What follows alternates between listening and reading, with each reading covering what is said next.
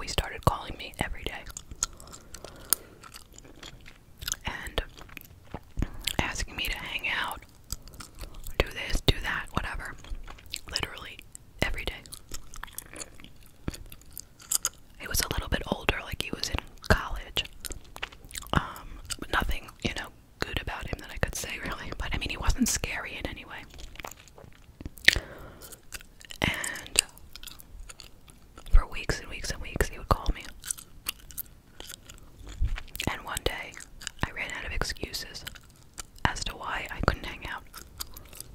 And so, he said he had a bunch of friends over at his house, and that he would come get me. I don't know why he was coming to get me. I could drive, but I don't know, maybe I didn't know where he lived or whatever.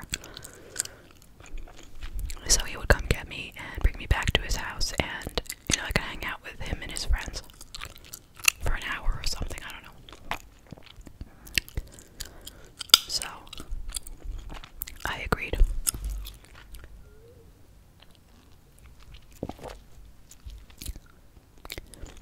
And so he came and got me, and I went over his house, and he had a bunch of boys there.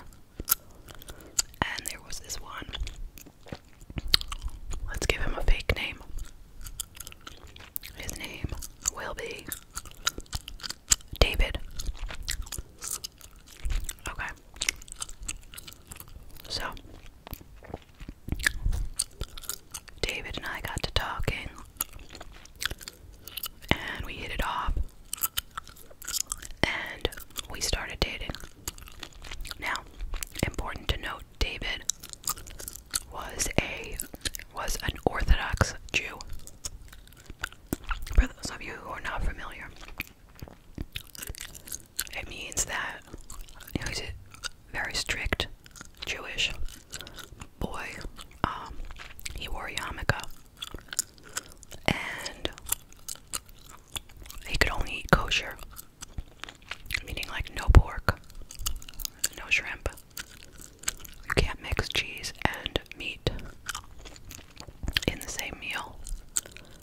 And on Fridays at sundown, that's when their Shabbat begins. From Friday sundown till Saturday sundown. They can't drive, use electricity, really do much of anything other than just kind of relax, and they're supposed to go to temple. So anyway, that was David.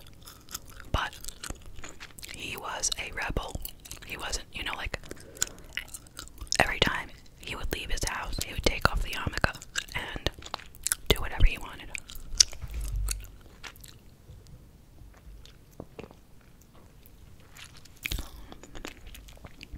So, he lived in the city, and I lived in the suburbs. He would take the train out to see me. I could never go to visit him because his parents could not know about me. Because obviously he's supposed to only date when he's ready to marry, and it was supposed to be an Orthodox Jewish girl. So he would get off the train, take off his yarmulke, and first thing he wanted was a bacon cheeseburger from Roy Rogers. Pretty funny, right? And so it was really great, and we hung out every weekend, and we were in love, and blah blah blah. It was wonderful, fabulous. And we went to my prom together, and actually he was really good looking. Everybody was jealous of me for having him as my boyfriend. He was like 6 foot and had a decent build. So anyway, he was the same age as me. But I think he had gotten his GED like already, and he was in some kind of a technical school learning like computers. I was doing the regular track, getting a high school diploma, heading to college and all that. So we dated through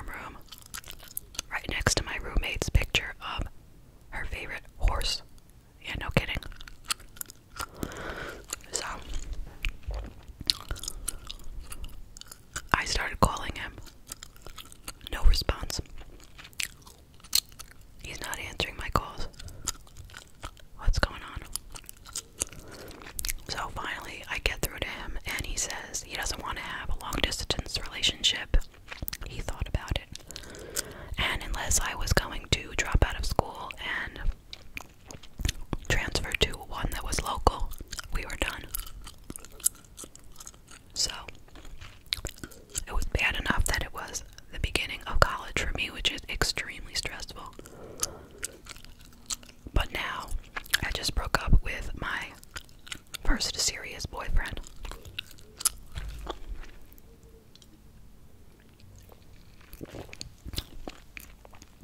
So what do? I call my friend, the same one who originally gave my phone number to that strange boy. So anyway, I tell her the story, and she's like, oh, that's ridiculous, he can't do that, that's terrible, I'm gonna call him, I'm gonna tell him, you know, what he should do, and blah blah blah blah blah, I'm gonna talk to him for you. I don't know why I said, oh yeah, okay, good, and I thought that was a great idea. Why would that be a great idea? What was she gonna do? I mean, seriously.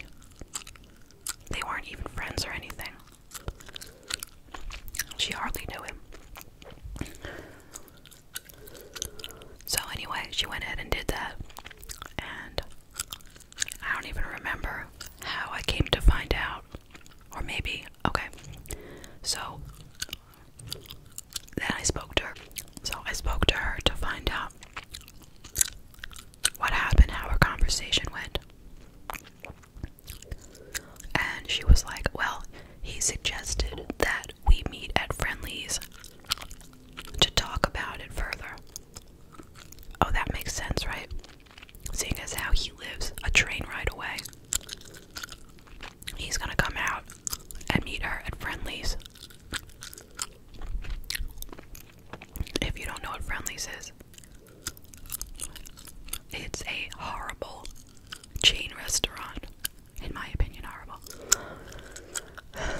which is known for its ice cream, and, you know, obviously they have other things, hamburgers, chicken nuggets, whatever, just really low quality, and they always get everything wrong, everything.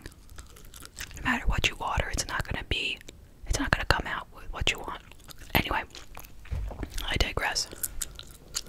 So yeah, they should meet at Friendly's to talk about it. Yeah, they're gonna meet at Friendly's to talk about why he broke up with me. So they did. And then she starts acting real shady over the phone. But she's not, you know, it didn't make sense for her to tell me any of this. She just should have lied, truthfully. But yeah, it turns out I don't know exactly what they did, but they did something. I don't know if it was kissed or more than that, I don't know, but something went on. And I mean, she you know, admitted it, just didn't give me details. Why did she even tell me? Seriously, why? I was so upset, I can't even tell you. She was a good friend of mine, like one of my best friends in high school. And here she was, she said she was going to help me to get back together with this guy. But instead she went and met him. And something went down between them.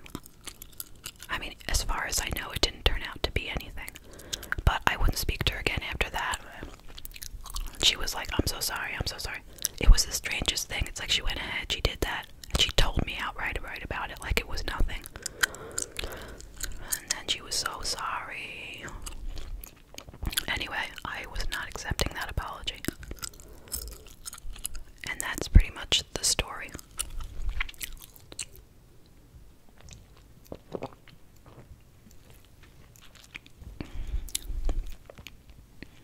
So, let me close up my soda.